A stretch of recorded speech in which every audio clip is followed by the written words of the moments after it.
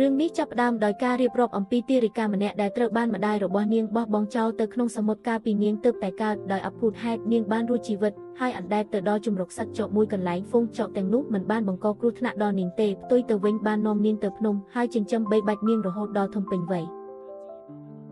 ថ្ងៃមួយក្មេងស្រីរូបនេះបានចុះពីលើភ្នំហើយបានឃើញហេតុការណ៍ធ្វើឃាតមួយដោយឃាតករបានគប់ព្រួញពីចម្ងាយ50ម៉ែត្រទៅសម្លាប់នាយកប្រតិបត្តិសៀវម្នាក់ក្មេងស្រីរូបនេះមានការភ្ញាក់ផ្អើលយ៉ាងខ្លាំងហើយបានប្រញាប់ប្រញាល់ទៅជួយដោយល្បឿន800ម៉ាយម៉ោងហើយចាប់ព្រួញនោះបាននាយកប្រតិបត្តិរូបនោះនៅមិនទាន់បានបាត់ភ័យផងក៏មានរថយន្តដឹកទំនិញធំមួយបើកសម្ដៅមកពួកគេនាយកប្រតិបត្តិគិតថាដល់ពេលគាត់ត្រូវការពារក្មេងស្រីវិញហើយប៉ុន្តែមួយវិនាទីបន្ទាប់ក្មេងស្រីនោះបានប្រាំរាមដៃតែមួយដើម្បីបញ្ឈប់រថយន្តហើយបំបែកវា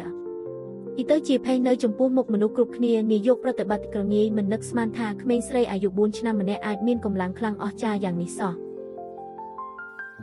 តាមពិតក្មេងស្រីរូបនេះមិនមែនជាមនុស្សធម្មតាទេហើយនាងបានមើលឃើញភ្លាមថានាយកប្រតិបត្តិត្រូវបានខ្មោចស្រីមួយក្បាលយាយីនាងបានប្រមានថាក្រុមហ៊ុននឹងមិនអាចរស់ដល់ថ្ងៃស្អែកបានទេប្រសិនបើមិនកម្ចាត់ខ្មោចនោះចេញក្រោយមកនាងបាននាំនាយកប្រតិបត្តិទៅកាន់កន្លែងមួយហើយបានក៏ហៅបុរស10នាក់ដែលមានថាមពលយិនខ្លាំងក្លាមកជួយព្យាបាលជំងឺនាយកប្រតិបត្តិនាងគ្រាន់តែគ្រវីមរាមដៃស្រាប់តែមានឧស្ម័នក្រហមខ្មៅមួយដុំហោះចេញពីរាងកាយនាយកប្រតិបត្តិខ្មោចស្រីនោះត្រូវបានក្មេងស្រីវាយឲ្យរងរបួសយ៉ាងធ្ងន់ធ្ងរ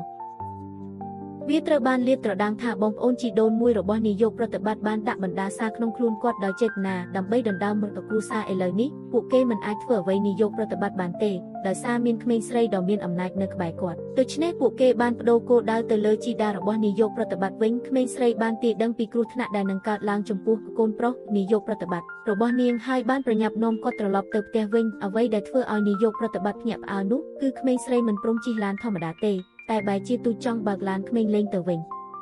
ដោយសារនាងអះអាងថានាងនៅជាអនិច្ចជនមិនអាចបើកឡានបានទោះជាយ៉ាងនេះក្តីនាងបានបើកឡានក្មេងលេងនោះក្នុងល្បឿន800ម៉ាយម៉ោងយ៉ាងលឿនអស្ចារ្យរហូតអាចវាចេញក្រុមអ្នកលេងកាងដែលកំពុងបើកបរលឿននៅខាងមុខម្ខាងទៀតបងប្អូនជីដូនមួយរបស់នាយកប្រតិបត្តិបានធ្វើពុតថាជីតារបស់ពួកគេបានស្លាប់ទៅហើយបានរៀបចំពិធីបុណ្យសពយ៉ាងប្រញាប់ដើម្បីកម្ចាត់ជីតាឲ្យឆាប់រហ័សមុនពេលនាយកប្រតិបត្តិត្រឡប់មកដល់គាត់បានធ្វើពុតជាយំសោកយ៉ាងខ្លាំងរហូតធ្វើឲ្យមនុស្សគ្រប់គ្នាជឿពាក្យកុហករបស់គាត់ហើយលើកជីតាដាក់ក្នុងឈូសខណៈពេលដែលពួកគេកំពុងត្រៀមយកដែកគោប្រវែង10ម៉ែត្រមកបិទទំឈូសយ៉ាងជិតក្មេងស្រីនិងនាយកប្រតិបត្តិបានលេចមុខមកដល់ភ្លាមនាយកប្រតិបត្តិបានប្រាប់អ្នករាល់គ្នាថាជីតាមិនទាន់ស្លាប់ទេប៉ុន្តែគ្មាននរណាម្នាក់ជឿគាត់ឡើយដោយសារពួកគេគិតថានាយកប្រតិបត្តិមិនមានសីលធម៌ល្អមិននៅក្បែរជីតាពេលគាត់ឈឺហើយឥឡូវបែរជានាំក្មេងម្នាក់មកបង្កភាពវឹកវរទៅវិញបងប្អូនជីដូនមួយរបស់គាត់បានស្ដីបន្ទោសអ្នកទាំងពីរប៉ុន្តែមុនពេលគាត់និយាយចប់ក្មេងស្រីបានប្រើបច្ចេកទេសស្ងាត់សម្លេងដើម្បីបំបិតមាត់គាត់នាយកប្រតិបត្តិបានប្រាប់ពួកគេថាប្រសិនបើពួកគេមិនជឿអាចបើកមឈូសមើលបានប៉ុន្តែបងប្អូនជីដូនមួយបានបដិសេធដោយអះអាងថាឋានៈជីតាមានកិត្តិយសខ្ពង់ខ្ពស់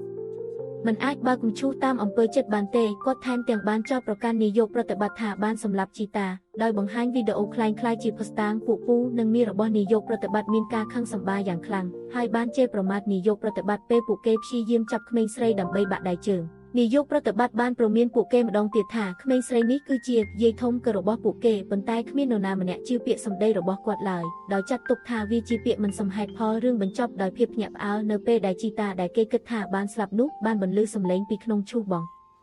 ហាញពីការរស់រានមានជីវិតរបស់គាត់ហើយបងប្អូនជីដូនមួយនិងអ្នកផ្សេងទៀតមានការភ្ញាក់ផ្អើលយ៉ាងខ្លាំង